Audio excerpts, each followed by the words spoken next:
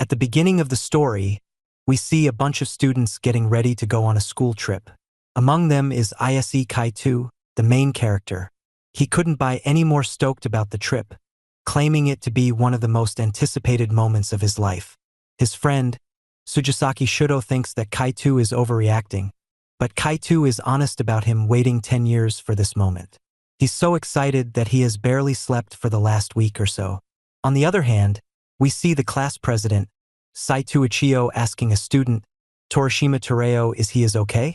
Because H has been behaving weirdly as of late. Tereo tells her that he is just nervous and nothing more, so Ichio offers him some medications. After that, Ichio is confronted by her friends, Suzuki Ruri, who calls Ichio a fool for getting involved with dangerous people. Ichio is confused, so Ruri explains that Torai is actually a delinquent who got injured in a fight and was hospitalized for half a year. This led to him repeating a year. Ichio, though, thinks this is exactly the reason why she should help her classmates who are in need of it. Just as the two were conversing, a flamboyant delinquent named Tsunebashiri Kuga told them to move out of his way in a rude way. They tried to tell him that every student must follow the line when getting into the bus, but he throws his weight around them. Ruri doesn't like this and warns him to not bully Ichio in any way. Kuga is pissed off by her words and decides to show her what bullying is, but he is stopped by Tereo. He tells Kuga to calm down. However, Kuga doesn't like that and threatens to beat up Tereo and mocks him for redoing a year. As words escalate, so does the situation, and without long, the two had started fighting. Se Kaitu watched this from the school bus, and it was weirdly soothing for him. Ichio thinks he is being too careless and tries to stop the fight. However, Kaitu likes the fighting going in. It is quintessentially the representation of youth. He has had enough fights in his life, so now that he has the chance, he wants to sit back and experience.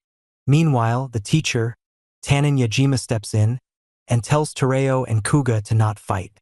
She makes it clear that fight is illegal, so if they want to fight, they have to do it away from her sight. And so they set off for the school trip.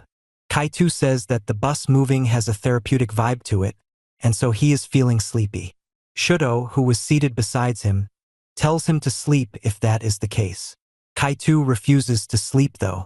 Shudo offers to play Shiratori, a word game, to help Kaitu sleep, but Kaitu refuses. He says it's a different world, and it's eco-friendly, so he will pass on sleeping. Ichio notices this and says that Kaitu is looking happy lately. Her classmate says that he usually is not very lively, so this is a change. But she also teases Ichio for looking at Kaitu so much. Meanwhile, Shudo was seen reading something, and he gets called out on it by some girls. They ask him if he is reading anything lewd, to which Shudo explains that he is reading urban legends regarding school trips. The girls ask him if he is interested in these things, to which Shudo says that almost all boys are. He goes on to tell them about the legend of the school bus disappearing. The students in the bus suddenly fell asleep, and when they woke up they were in a remote island. There, they were forced to fight each other to the end, while they had explosives around their neck. It said that only students survived last year. One of the girls also mentioned that she read about this in a magazine. However, they ask Shudo if he will protect them when the time comes. Shudo assures them that he would, as saving girls is what is important to him and Kaitu. However, he looks around to see that Kaitu had already fallen asleep.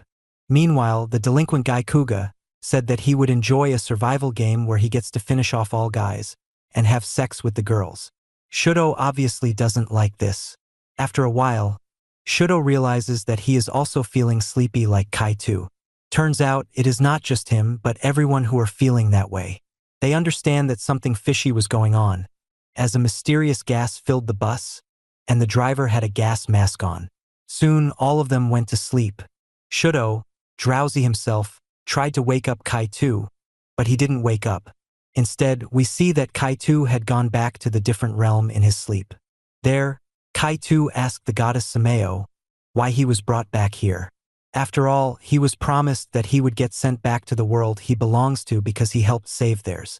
Sameo asked if there isn't any other wish that Kaitu wants for her to grant.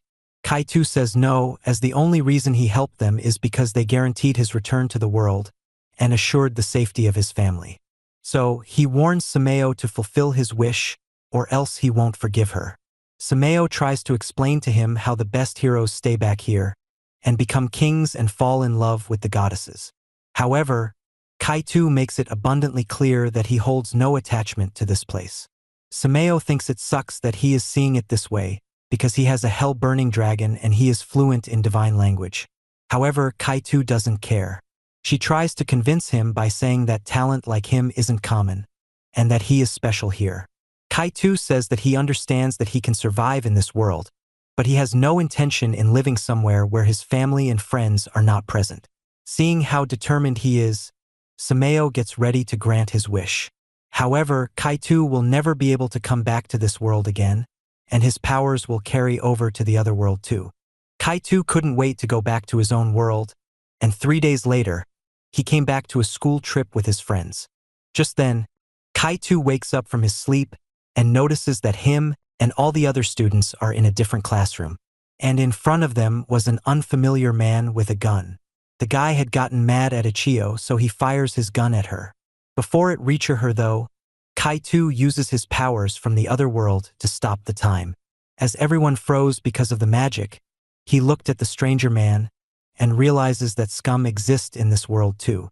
So he disposes of the bullet and restarts time.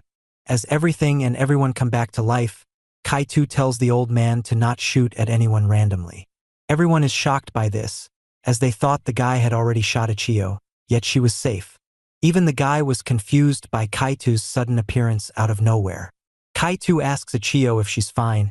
Everyone else also attends to her, as the bullet was supposedly fired at her. Following this, Kaito asked what's going on, to which Ichio explains that they're now part of a survival game called Survival Lost. Meanwhile, the bad guy wondered how could he miss a shot from such close proximity. Kaito questions if Shudo didn't just mention something about a missing bus earlier to them. Shudo tells him that this is exactly what he was talking about, and the girls get scared as they've been told to end each other's life.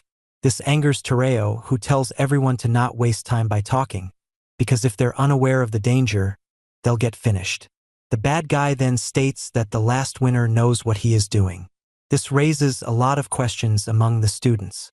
He then tells them that there's no time for talking and that he is serious. The gun on him is just proof of that.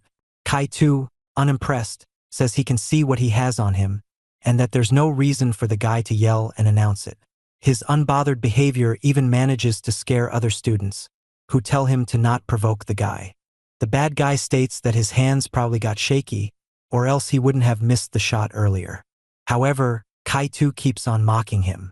This angers the guy, and he shoots a bullet at Kaito to finish him off for good. However, Kaito once again uses his time manipulation magic to catch the bullet easily, and tells the guy that he can't be getting away with this. The guy, shocked, wonders if his trusty gun had betrayed him. Kaito then points out to him how his bullet is in Kaito's hand, which is comic book levels of ridiculous. The bad guy flips out, as he can't believe what happened. Shudo asks Kaito just what is even going on. Kaito tells him it is a long story, so he just wants to get it done with and continue with the trip. Just then, the bad guy presses on a button, which makes Kaito's collar burst in an instant, shocking everyone. The story goes to a flashback to when Kaito was in the other world. There, he was asked by Samoya if he will reconsider his decision to go back to his own world. Kaito made it clear that he wants to go home, as it has been 10 years.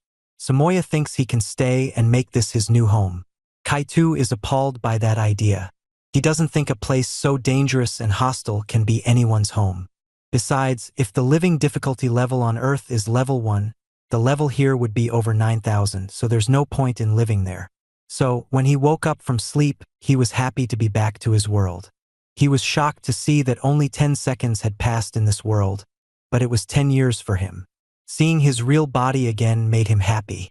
Following this, his sister came in to return a book to him, and this made him really happy. He was happy to see her again after ages, but for her, it was just plain weird. Kaito's precious life had finally come back to him after 10 years. But now he is stuck in another stupid event for no reason. The collar he was wearing did certainly explode, but it didn't do a damn thing to him as he is too strong. The bad guy is stunned to see Kaito unscathed, and so are others. Kaito says he no longer wants to be a part of this stupid game, and that he wants to continue with the trip. As he drops the collar, the bad guy starts laughing. Kaito wonders why he was laughing, to which Shudo said it is because Kaito did something crazy. The guy then makes the dropped collar blast. He states that the bomb is real, and that he has set all FO theirs to explode within a set time. This makes everyone panic, as they didn't know what to do. Kuga in particular was going crazy over the fact that his life was ending before he gets to make love with Suzuki or Sato. Seeing everyone crying in dread, the bad guy is happy, as he wants to see this and watch everyone end each other's life. However, his happiness has been deeply diminished by Kaito and his antics. So, he wants them all to lose their lives and apologize to him. Just then, Kuga steps forward to make a deal with the bad guy. Because the guy hates Kaito so much, he promises to smash Kaito's head in exchange for immunity. Tereo and Shudo are shocked by his treacherous ways, while Kaito tries to point out how they're supposed to be classmates.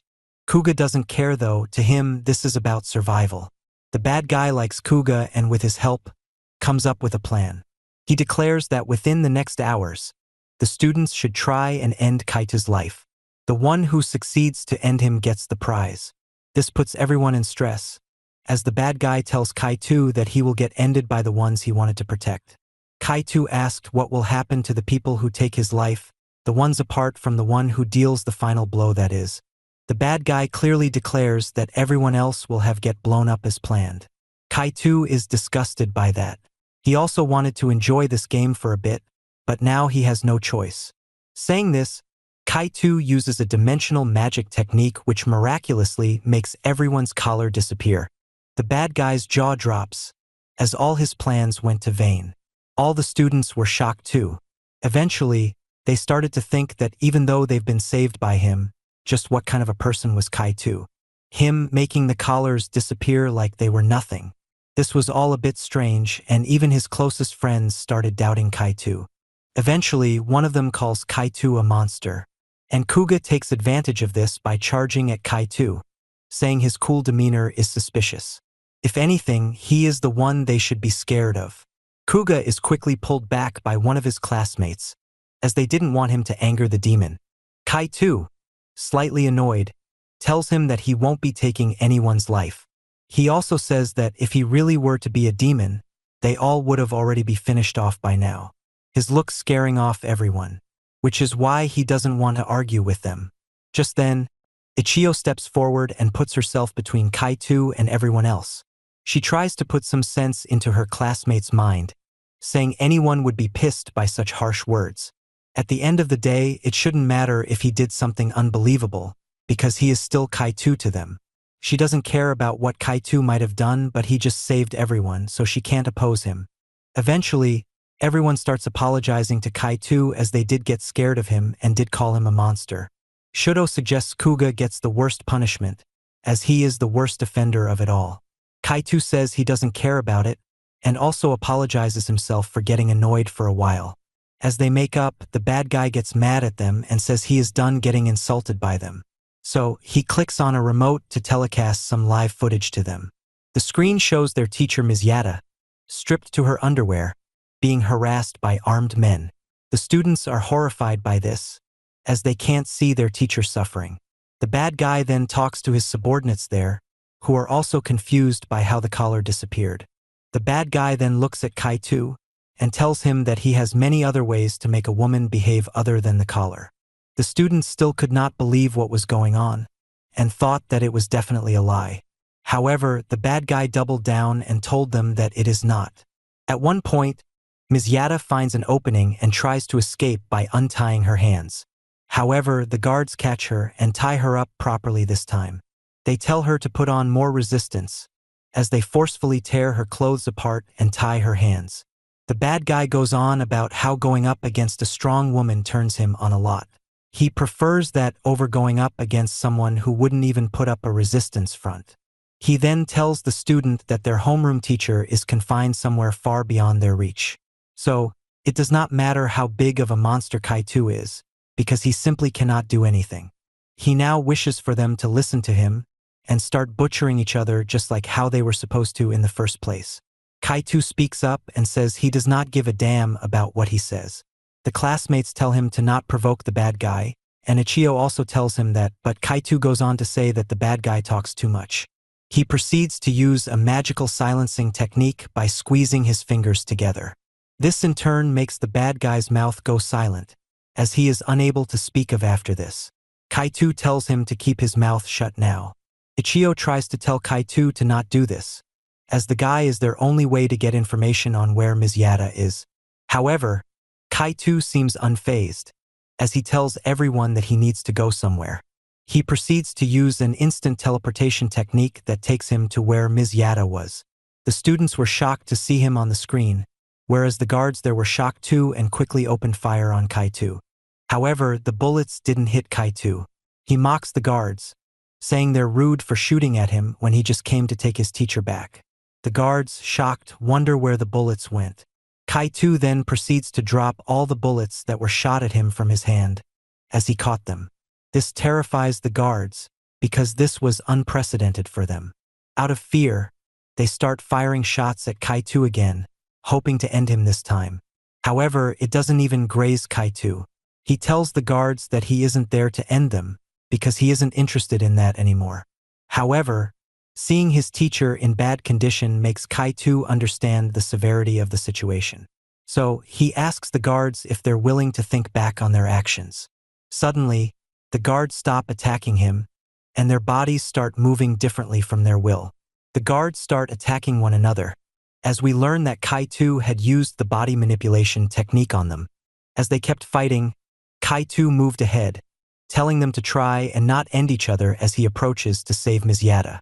Meanwhile, in the classroom, Tereo was investigating the bad guy's sealed mouth. He wonders if his mouth melted together and got sealed, and if the guy was able to breathe. Shudo notices this and tells him to stop messing with the guy. Tereo states that they need to get some information about the island from the guy. However, Shudo tells him that he has already gotten the map of the island on their computer. Tereo is shocked and asks him when did he do it, to which Shudo informs him that he did it when Kaito was taking out the guys. He further adds that the server is a standalone one for this island specifically, so they can look into various things here. Tereo praises Shudo for his capabilities. Shudo thinks he is not as impressive as Kaito though. Tereo asks Kaito on whether or not Kaito was always like this. Shudo replies that he wasn't like this until recently. He then opens up a file on the computer, which shows a picture of Kaito with Shudo. He mentions that this picture was from 3 days ago. Kaito was suddenly very excited and wanted to meet up with him. This makes them wonder if this was when Kaito had gained his supernatural powers. Following this, Kaito enters the classroom, carrying Mizyata in his arms. As he declares his return, everyone is shocked to see them. Mizyata wakes up from unconsciousness and is confused about what was going on. Kaito lets her know that she is being held hostage by the bad guys, and they are in the middle of a survival game where their lives are on the line. Mizyata is confused by this, as everyone seemed just fine despite them being in a survival game. This is when Ichio and then Shudo state that they were all saved by Kaito despite it sounding weird. Mizyata then gets off Kaito's arms. Following this, Tereo brings a coat to Kaito and tells him to give it to Mizyata so she can cover herself. Mizyata notices that she was wearing a bra in front of them and tries to cover up. Kaito thought this was quite a scandalous moment, but a sight for the eyes nonetheless. Mizyata gets embarrassed by this and slaps Kaito for good measure. Afterwards, Kaito uses a special magic technique to give back Mizyata the clothes she was wearing. Meanwhile, the bad guy was shaking in anger. He couldn't just accept the fact that all of his men were beaten so easily.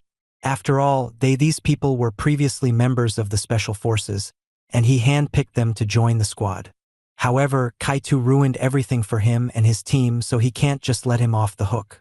So, the guy brings out a special knife and cuts off the rope tying him, and goes to stab Kaito from behind to end him. However, Kaito uses his finger to block the attack. The guy is shocked, as the knife he used is supposed to be the strongest in the world. One capable of breaking diamonds, yet it fails to penetrate through a boy's finger. Without even looking at him, Kaito tells him that he can't just go pointing knives at people and causing trouble for them. He proceeds to use an atom decomposition technique which decomposes the knife into nothingness. Kaito also decides to put the guy to sleep to avoid him causing more trouble to them. So he turns around and hits the guy with a powerful knee strike to the gut, knocking his wind out. However, before Kaito can follow up on it, Ms. Yada tells him to stop. She then gets forward and proceeds to stomp the guy between the legs with her heels on. This was obviously very gruesome, and Kaito points out how Ms. Yada is a ruthless woman. Ms. Yada states that there is no chance that she can forgive this guy. After all, one of his men tore off her clothes to humiliate her. So, she wants to end him by castrated him. As time goes by, the question arrives on what they want to do next. The teacher asks if they want to go back home. All students want to go back home as expected, but Kaito isn't sure about it. He asks if they're just going to cancel the school trip that he wanted so much. Shudo tells him that it is not the time for that. But Ichio reassures him that because it is so important to Kaito, they can do another school trip once they're done dealing with this issue. Kaito seems content with that. So, Ichio asks Kaito if he can teleport everyone back to their homes, just like how he teleported himself to where Ms. Yada was. Tereo says that it'll be too much for Kaito to handle, but Kaito says he can do that.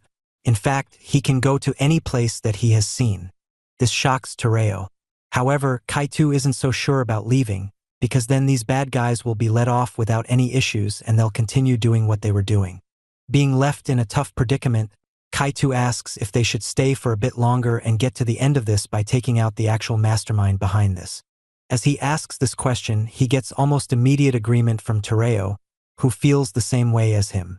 Shudo feels the same as well, because his family has been affected by this incident, so they can't let them go and let these guys come back for them. So he wants to use Kaito's power as help to wipe out these people. Suddenly, Kaito feels a heavy gaze on them and immediately moves towards the window. He doesn't really feel good about what was going on. Just then, Ichio asked Kaito if it is okay for the ones who want to go back to leave. Kaito replies by saying that he thinks that it is better to move in a group, and getting scattered will be a detriment to them. Saying this, he starts catching something coming his way, and says that they can't leave the area of effect. Ichio notices this and asks why he was catching mosquitoes. Kaito states that the enemies are a persistent bunch, before informing everyone that a sniper was attacking them. Everyone was obviously shocked, and asked why he was so casual about that and if he was catching bullets with his hands again. They also wonder just how ruthless these guys are to shoot at a building where their own guy is. They also question just how many of these enemies they have to take care of. Kaito decides to check, and he quickly activates his scanning magic to see what was going on. Everyone is stunned by the extent of his abilities. Kaito reports that there are snipers, heavy artillery tanks, and even mine traps set for them. So the island is quite dangerous. Just then, something big and loud starts coming their way, and Ichio points this out. It turns out that it's a helicopter that has come to attack them, which terrifies everyone. Kaito wonders if that is even armed. Shudo mentions how he has never seen anything like this in his lifetime, to which Kaito jokes about how this would have been a great attraction if it were a show. Tereo tells everyone to stop messing around and concentrate on making an exit from this place and move to safety. Shudo agrees, and says that he thinks Kaito is acting too unbothered about this whole matter. Kaito tells him that it is okay, because he has put something around the place. The something he says is undecipherable as it is a foreign language. Everyone is confused, so he mentions it again, before remembering that he is speaking the language of the other world, and that he actually means to say that he put on a barrier. They're shocked to know that such a thing even exists. Meanwhile, Kaito finally decides to counterattack them, and to meet with the higher-ups of this whole survival game. The barrier reflects the missile the helicopter shot at it, and hits back the helicopter, taking it down. After that, Ichio asked Kaito what he was planning to do, to which Kaito told them all to stay safe while he negotiated. However, Shudo insists on going along with Kaito. He gets easily turned down by Kaito though, which makes him question why.